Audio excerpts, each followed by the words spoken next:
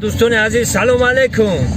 ما طرف ولایت خطلون شهر باختر رفته ایستادیم و در اینجا دوستان سلام علیکم برادران. روز 9 سپتامبر کنسرت شیرین محمد جان انتظار باشید.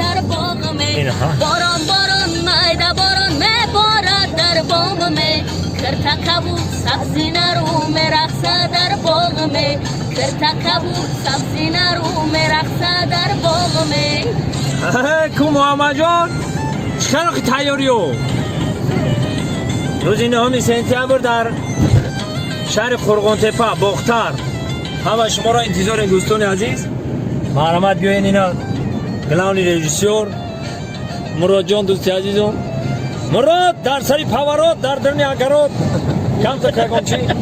آباد باشین زنده باشین همه شما را میشدتیم میشدتیم گم نیست اینا تو خلاوتی براتانو تو خلاوتی ساعت دیده انشالله 9 سپتامبر سر بشه حرکت کنیم. ما تیاری دیده مایده رفته استیم. انشالله که دادرکای من تیاری جدی دیده ایستادم.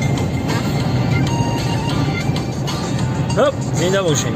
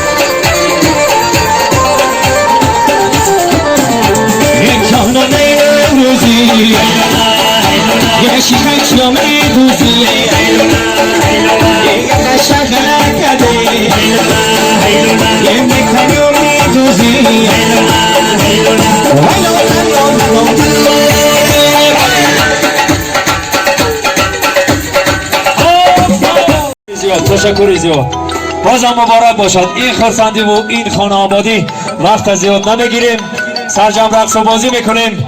سرودهای بزمانه جزمانه تویانه برای شما دو دادرکی عزیزم شیردل جان و محمد جان یک خرسکی بلند بزنیم. هر دو دادرکای عزیز ما برای صحنه دعوت میکنم. مرحمت دو در جانکا برای صحنه بیاین. شیردل جان و محمد جان بزم ما را بازم گلگون شکوفان میگردانند. البته ترانه ها برای شما. مرحمت دو درکی عزیز. مرحمت محمد جان.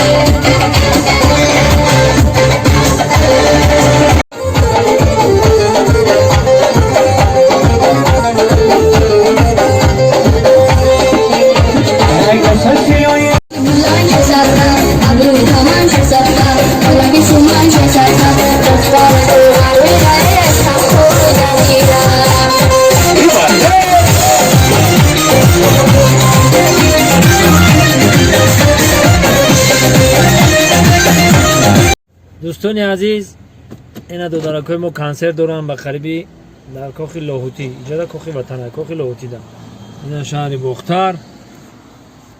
نعیم جان سعید علی سلام علیکم برادرای عزیز. سلام علیکم. زنده باشید.